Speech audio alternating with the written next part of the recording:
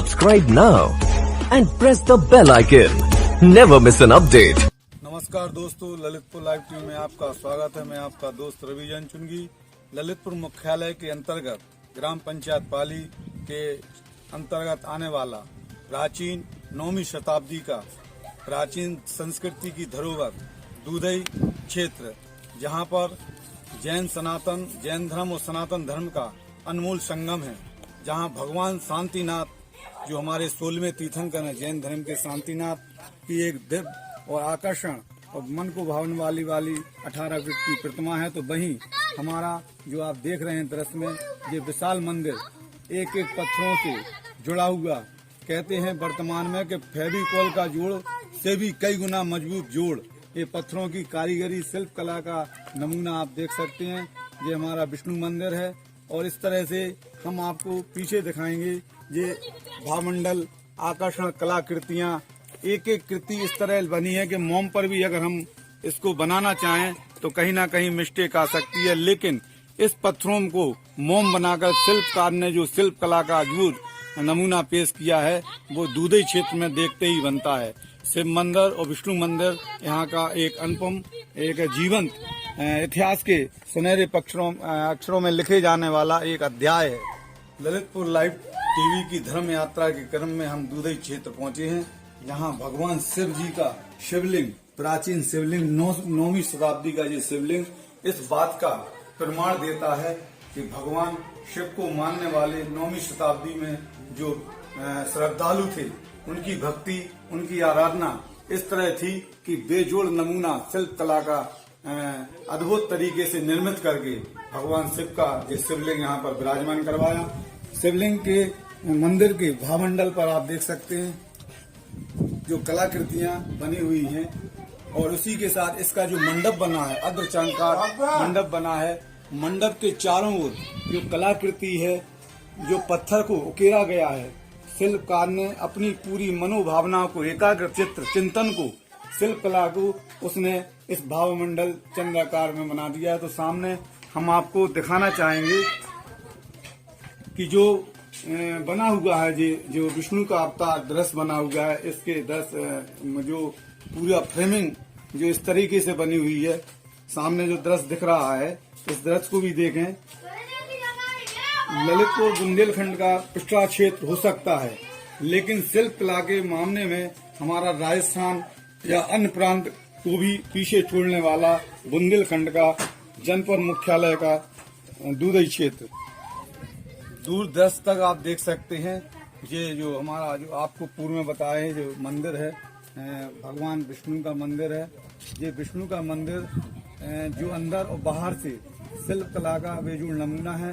उसके पीछे जो हरियाली है, सौंदर्य, अनुपम छटा, प्राकृतिक बिखरी हुई है, चारों ओर बिखरी हुई है। लेकिन यहाँ पर सैलानियों का अभाव इसलिए रहता है कि यहाँ का जो मार्ग है, जो मुख्यालय से, पाली से, जाखलौन से, ललितपुर से जुड़ा हुआ जो सड़क मार्ग है, वो कच्चा है, ऊंचा नीचा है, उखड़ा है।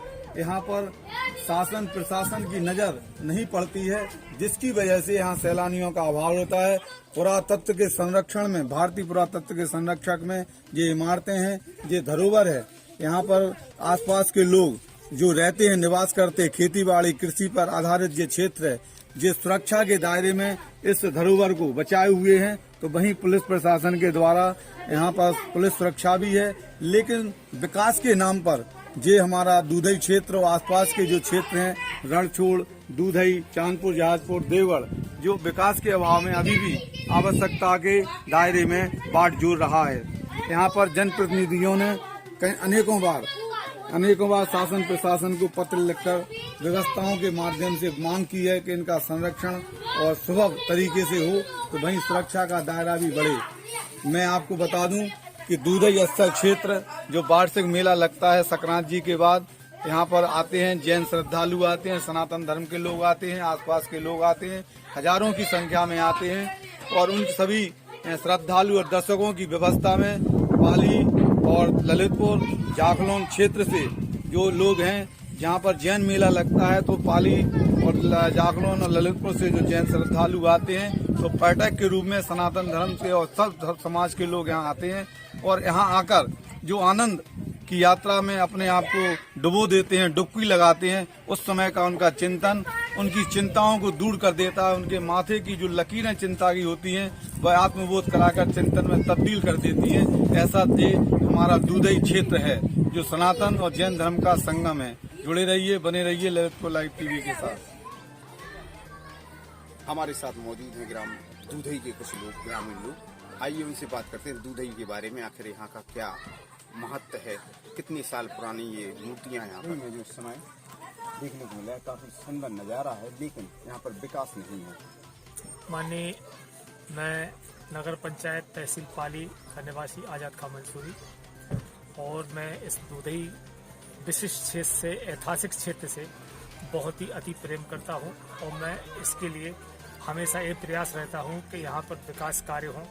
यहाँ की अवरुद्ध विकास व्यवस्था से बड़ा खेद होता है कि यहाँ पर यातायात का केवल सिर्फ रोड ना होने की वजह से, और साधन तो पर्यटक लोग बहुत दूर दूर भोपाल से, कानपुर से, नागपुर से, आगरा से और कई अन्यत्र जगहों से पर्यटक आते हैं यहाँ दूधई की ऐतिहासिक विरासत देखने के लिए।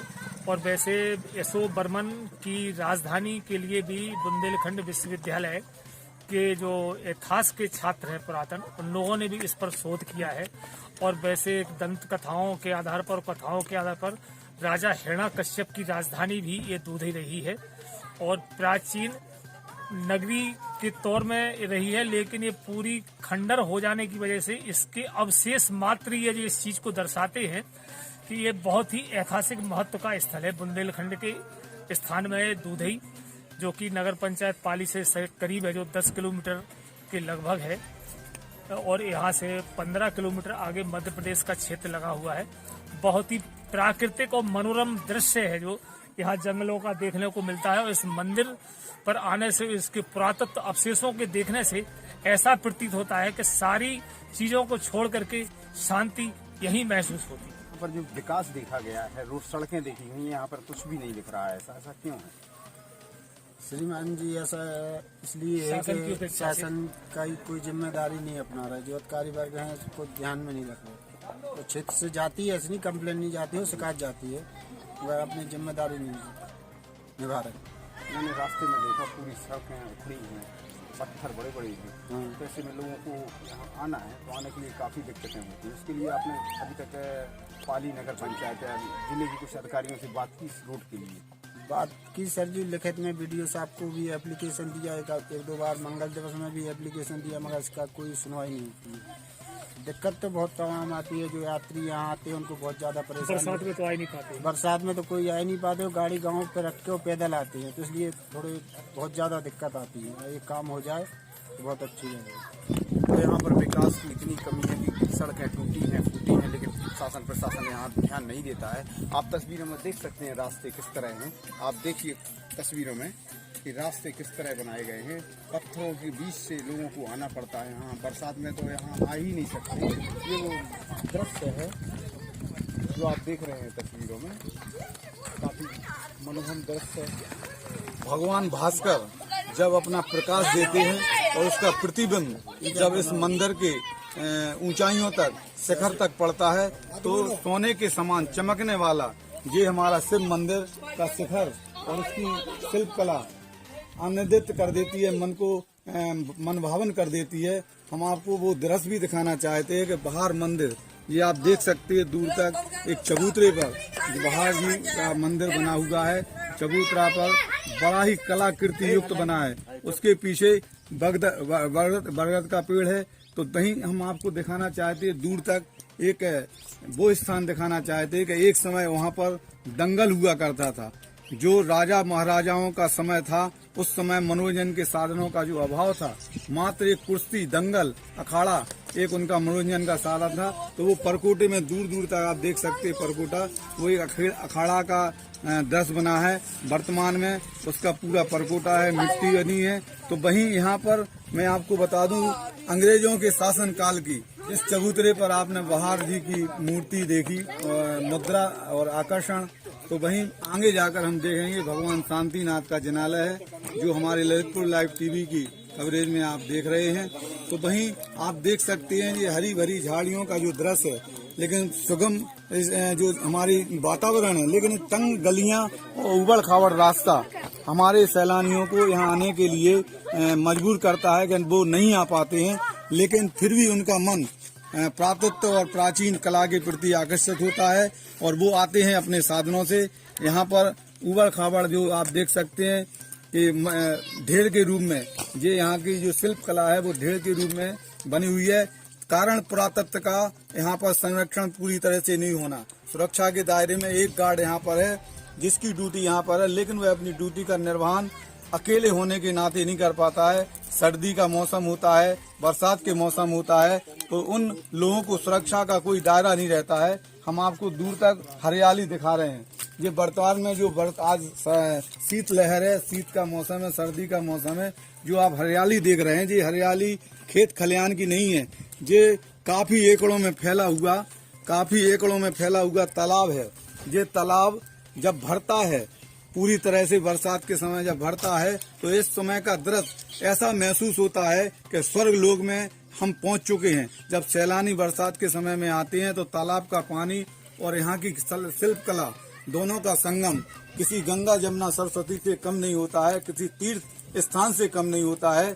तो हम आपको बता सकते हैं कि यहाँ सैलानी आते हैं और अपना समय बिताते हैं और सेल्फी का भी वो आनंद लेते हैं। तो वहीं दूर दूर तक हम आपको बता सकते हैं कि हरियाली और वातावरण दोनों का समावेश मानव जीवन में आत्मबोध के साथ साथ आध्यात्मिक का संदेश देता है। ललितपुर लाइव टीवी के माध्यम से जो धर्म यात्रा, तीर्थ यात्रा का हम लोगों का विवरण होता है, उस विवरण के माध्यम से हम आपको धर्म यात्रा और तीर्थ यात्रा कराते हैं। तो वहीं हम यहाँ पर जो लोग आते हैं, यहाँ पर जो गर्मी का मौसम होता है या सर्दी का मौसम होता है, यहाँ कला प्रेमी आने से अपने आप को नहीं रोक सकते हैं, आते हैं और यहाँ पर यहाँ की कलाकृतियों को देखते हैं और घंटों यहाँ व्यतीत करते हैं। मैं सिर्फ इतना ही कहना चाहता हूँ, ललितपुर लाइव टीवी के माध्यम से शासन प्रशासन से अपील करना चाहता हूँ जनहित में कि वह हमारे जनपद मुख्यालय ललितपुर से जुड़े हुए अति प्राचीन 9वीं शताब्दी के, 7वीं शताब्दी के, 6वीं शताब्दी के जो भी प्राचीन क्षेत्र हैं, स्मारक हैं, जो पुरातत्व के संरक्षण में हैं और कमेटियों के संरक्षण में हैं, उनका जीर्णोद्धार हो, उनका विकास हो और वहां पहुंचने के लिए मार्ग पूरी तरह से पक्के हों और परिवहन वाहन की व्यवस्था का भी पूरी तरह से इंतजाम हो, पानी बिजली की आवासीय व्यवस्था बेहतर हो, जिससे आने वाले समय में जो माननीय मुख्यमंत्री जी ने ललितपुर में हेलीपैड और एयरोड्रम बनाने का जो संकल्प सपना के रूप में देखा है और वह विधिवत आने वाले समय में पूरा होने वाला है। लेकिन उस सपने को साकार करने के पूर्व जनपद मुख्यालय के आसपास जो क्षेत्र हैं, स्मारक हैं, यहाँ पर अगर सड़क मार्ग पक्के नहीं होते हैं और यहाँ जाने के साधन के लिए यातायात व्यवस्था बेहतर नहीं होती है, पानी बिजली और आवास की व्यवस्था बेहतर नहीं होती है, तो सैलानियों का यहाँ जुड़ना असंभव ही रहेगा और उनके असंभव होने से संभव विकास नहीं हो पाएगा। जो विकास की धारा ललितपुर जनपद में होगी, क्योंकि विकास की धारा से जहाँ रोजगार बढ़ेगा वहीं यहाँ की बेरोजगारी दूर होगी, पिछड़ापन दूर होगा और शिक्षा और साक्षरता के रूप में जो यहाँ पर अभाव है, शिक्षा का और साक्षरता का अभाव, जो शिक्षा की स्तर गिर चुका है, साक्षरता का अभाव है, उसके लिए भी यहाँ पर पर्यटन का विकास होना अनिवार्य है। ग्रामीण जो क्षेत्र हैं, यहाँ के जो बासिंदे हैं और यहाँ के बासिंदे जो चाहते हैं कि यहाँ रोजगार मिले और उन रोजगारों के अभाव में वह क्षेत्र में पलायन कर जाते हैं, दूर दराज चले जाते हैं। अभी विगत माह जो कोरोना महामारी का थोड़ा सा राहत चक्र मिला है लोगों को और अभी वैक्सीन का जो इजाद हो चुका है, टीकाकरण का शुभारंभ हो चुका है, तो कोरोना महामारी के बाद जो लोगों के अंदर स्वतंत्रता आई है वह क्षेत्रों से, स्मारकों से और सैलानियों से जुड़ने के लिए आई है। ललितपुर लाइव टीवी से क्षेत्र दुधई से मनोज जैन के साथ रवि चुनगी की रिपोर्ट। आप देख रहे हैं दुधई दिगंबर जैन अक्षय क्षेत्र का वह मनोभावन वाला दृश्य, जो प्राचीन सभ्यता और प्राचीन कला का जीता जागता जीवंत उदाहरण है। ये प्रतिमा भगवान देवाई देव आदिनाथ जो कुंडलपुर के बड़े बाबा मध्य प्रदेश में विराजमान हैं, उन्हीं के समकक्ष है भगवान आदिनाथ जी की प्रतिमा और बगल में हमारे जो तीर्थंकर विराजमान हैं श्री पार्श्वनाथ जी, और इनकी प्रतिमा शिल्प कला के साथ साथ आध्यात्मिक का संदेश देती है और इस संदेश से मानव जीवन में एक परिवर्तन, वैराग व आध्यात्मिक का स्वतः हो जाता है।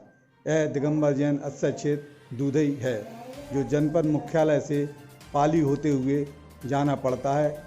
वन विभाग के रास्ते से कच्चे मार्ग से होते हुए परिश्रम और प्रयास के माध्यम से इस क्षेत्र पर पहुंचा जा सकता है।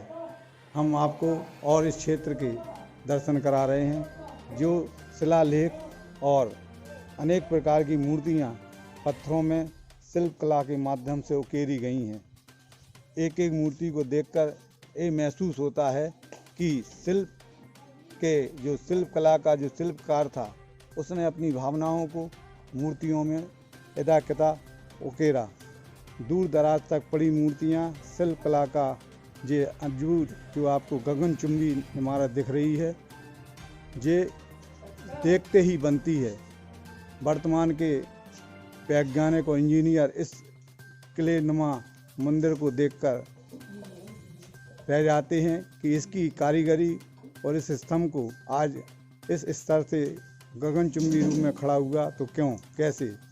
हम आपको दर्शन करा रहे हैं भगवान श्री शांतिनाथ जी, जो यहाँ के मूल नायक हैं, जिनकी अवधारणा 18 फुट के लगभग बताई जाती है।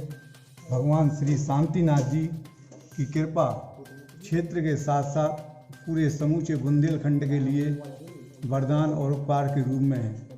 भगवान श्री शांतिनाथ जी की प्रतिमा दूधई दिगंबर जैन आश्रय क्षेत्र की प्राचीन सभ्यता और संस्कृति का प्रतीक जीवंत प्रमाण है। यहाँ पर हर वर्ष मकर संक्रांति के उपरांत वार्षिक मेला लगता है, जो श्री दिगंबर जैन आश्रय क्षेत्र दूधई कमेटी के नेतृत्व और संयोजन में होता है। यहाँ पर यात्री कभी भी आ सकता है, किसी भी वक्त आ सकता है। सुरक्षा का पूरा दायरा यहाँ पर पुलिस प्रशासन का और क्षेत्र कमेटी का बना रहता है। आप देख सकते हैं मंदिर का जो मंडप बना हुआ है, इस मंडप के चारों ओर कलाकृतियों का जो नमूना और बेजोड़ शिल्प कला का जीवन प्रमाण आप देख सकते हैं। आप इस मंडप के ऊपरी भाग में देख सकते हैं, जहाँ पर भगवान जिनेन्द्र देव का अभिषेक करने की मुद्रा बनी हुई है। श्रावक जो इंद्र वेशभूषा में भगवान श्री जी का अभिषेक कर रहे हैं, ऐसी मुद्रा इस मंडप के बनी हुई है। तो वहीं कलाकृतियों का ये अद्भुत बेजोड़ नमूना दूधई क्षेत्र के लिए, जहां पर्यटन और सैलानियों का आकर्षण का केंद्र है, तो वहीं यहाँ के दर्शक जब आते हैं और इस मंदिर परकोटे में ध्यान साधना रत होते हैं तो मना शांति स्वतः मिल जाती है। संरक्षक स्मारक पुरातत्व के अधीन है और जिसका बोर्ड क्षेत्र के परिसर में स्थापित है। पुरातत्व के भारतीय पुरातत्व सर्वेक्षण के अंतर्गत यहाँ की मानक और मान्यता के अनुरूप यहाँ पर कमेटी समूचे इंतजाम और सुरक्षा के पूरे दायरे के अंतर्गत दर्शक और सैलानियों के लिए सहयोग देती रहती है।